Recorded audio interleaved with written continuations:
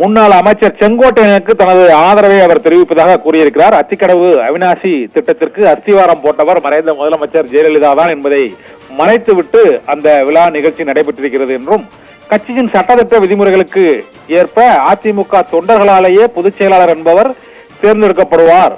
ஆனால் இபிஎஸ் அவரது வசதிக்காக 10 மாவட்ட செயலாளர்கள் முன்மொழிந்தால் போதும் என்று விதிகளை திருத்தியது செல்லாது என்றும் நேற்று நீதிமன்றத்தின் மூலமாக அது நிரூபிக்கப்பட்டிருக்கிறது.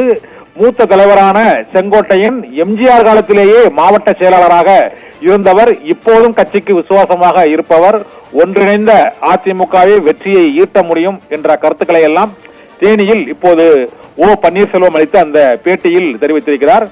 இன்று, நேற்று, அதற்கு முன்தினம் ஆகிய 3 நாட்களிலும் செங்கோட்டையன் பேசிய பல்வேறு உரைகளில் இபிஎஸ் பெயரை குறிப்பிடவில்லை, தாம் யாருக்கும் துரோகம் இழைக்கவில்லை என்றும், தம்மை சோதனைக்கு உட்படுத்த வேண்டாம் என்றும், எந்த பதவிக்கும் நான் மயங்கியதில்லை என்றும், மறைந்த முதலமைச்சர்கள் எம்ஜிஆர் மற்றும் ஜெயலலிதா செல்லும் பாதையில் தாம் சென்று கொண்டிருப்பதாக நேற்று அந்தியில் நடைபெற்ற அந்த பொதுக்கூட்டத்திலும், எம்ஜிஆர் பிறந்த தின விழா பொதுக்கூட்டத்திலும் அவர் உரையாற்றி இருக்கிறார். இதனால் அதிமுகவில் மோதல் முற்றி இருக்கிறது.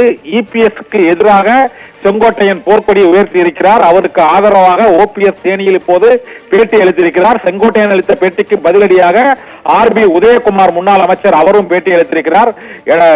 முன்னாள் முதலமைச்சர் எம்ஜிஆர் மற்றும் ஜெயலலிதாவின் மறு உருவமாக எடப்பாடி பழனிசாமி திகழ்கிறார் என்றும், துரோகிகளால் எந்த விதமான பாதிப்பும் அதிமுகவுக்கு ஏற்படாது, அதிமுகவை எவராலும் அசைக்க முடியாது, ஒரே தலைவர் எடப்பாடி பழனிசாமி தான் என்று முன்னாள் அமைச்சர் ஆர்பி உதயகுமார் செங்கோட்டையனுக்கு மறைமுகமாக ஆதரவு தெரிவித்த பதிலடி கொடுத்த நிலையில் இப்போது ஓபிஎஸ் செங்கோட்டையனுக்கு ஆதரவு தெரிவித்து பகிரங்கமாக இந்த பேட்டியை அளித்திருப்பது அதிமுக மோதலின் அடுத்த கட்டத்திற்கு இந்த பிரச்சனையை கொண்டு சென்றிருக்கிறார்கள் என்றுதான் தெரிகிறது. உயர்நீதிமன்ற தீர்ப்பு, செங்கோட்டையன் விழா புறக்கணிப்பு, ஆர்பி உதயகுமாரின் பேட்டி, அதைத் தொடர்ந்து ஓபிஎஸ்ஸின் செங்கோட்டையதற்கான ஆதரவு ஆகியவற்றின் மூலமாக அதிமுகவில் இப்பொழுது உள்கட்சி பூசல் உச்சகட்டத்தை எட்டியிருக்கிறது.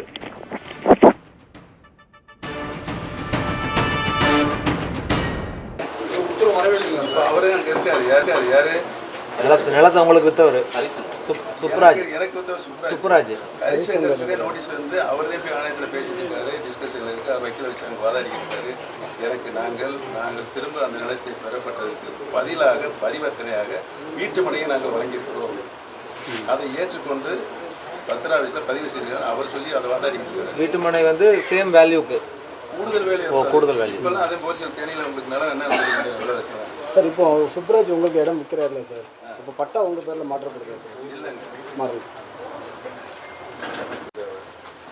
குற்றச்சாட்டை வைத்திருக்கிறார், அது தவறானது என்பதை நான் சொல்கிறேன் சார். ஆணையத்தில் உங்களுக்கு இப்போ நோட்டீஸ் எதுவும் வந்திருக்காரு? எனக்கு எந்த வித நோட்டீஸ் வரவில்லை, எந்த வித விசாரணைக்கும் தாசில்தார் மேற்கொண்டு ஆணையத்திலிருந்து சார். இப்போ உபரி நிலமாக கொடுத்தது ஆயுதராளர்கள் தான் கொடுத்துருக்காங்க. அப்போ அவங்ககிட்ட இருந்து வாங்கும்போது அது பஞ்சம் நிலம் பொருள் வராது.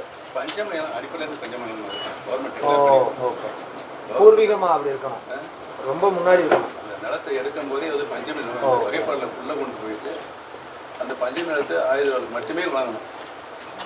ஓகே, அது வந்து வாங்க முடியாது. மிக நிலத்தை இருக்கிறாங்கல்ல, சீலைக்கு மேலே இருக்காங்க, அதை வந்து யாருக்கும் அவங்க இளமற்ற ஏழை விவசாயிகள். அதான் அந்த மிகை நிலம் கொடுக்கப்பட்டாங்கல்ல, அவங்க 2 பேரும் ஆயுதராளர் தானே, பாகப்பிரிவு செஞ்சுக்கிட்டு 2 பேரும். அப்போலாம் அது பஞ்சம் நிலம் பொருள் வராதா? வராது. இந்த வகைப்பாடு தனி, அந்த வகைப்பாடு. ஓகே, சொல்லல மிகை நிலமாக இருப்பதை யாருக்கு வேணாலும் கொடுக்கலாம். அது யார் வேணால் விற்றுக்கலாம். இல்லை, ஒரு மிஷின் வைப்பாங்க. ஓகே, 15 வருஷம், 20 வருஷம், 25 வருஷம், 30 வருஷம், முதல்ல 15 வருஷம் வச்சுருந்தாங்க, இப்போ 30 வருஷம் வச்சுருக்காங்க. ரெவன்யூ வருவாய்த்துறை அமைச்சர் எனக்கு தெரிஞ்சிருந்தால் எனக்கு பஞ்சமே ஆணையத்தில் நீங்க வந்து ரிசல்ட் கேட்டீங்களா சார்? இந்த மாதிரி தேவையில்லை. எனக்கு தான் செய்திகள் வெளியே வருது, இது எங்க பேரை இணைச்சு வருதே, தேவையே இல்லை. எனக்கு ஆணையத்தில் போட்டு வளர்ந்துட்டு வரேன். நான் எதுக்கு ஆணையத்தில் போயிட்டேன்? உத்தரவு வரவே இல்லைங்க. உத்தரவு வரவே இல்லைங்க. அவரே எனக்கு இருக்காரு. யாரு? நிலத்தை உங்களுக்கு வித்தவர் சுப்ராஜ், எனக்கு சுப்ராஜ். ஹரிசங்கருக்கு நோட்டீஸ் வந்து அவரே போய் ஆணையத்தில் பேசிட்டு இருக்காரு, டிஸ்கஷன் இருக்கு, அவர் வைக்கல வச்சு அங்கே வாதாடி இருக்காரு.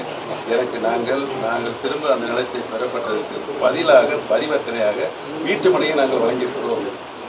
அதை ஏற்றுக்கொண்டு பத்திராவிசில் பதிவு செய்திருக்காரு. அவர் சொல்லி அதை வாதாடி இருக்காரு. வீட்டு மனை வந்து சேம் வேல்யூக்கு கூடுதல் வேல்யூ. கூடுதல் வேல்யூ இப்பெல்லாம் அதே போச்சு. தேனியில் உங்களுக்கு நிலம் என்ன சார் இப்போ சுப்ராஜ் உங்களுக்கு இடம் விற்கிறாருல சார், இப்போ பட்டா உங்கள் பேரில் மாற்றப்படுதா சார்? இல்லைங்க, மாறு குற்றச்சாட்டை வைத்திருக்கிறார். அது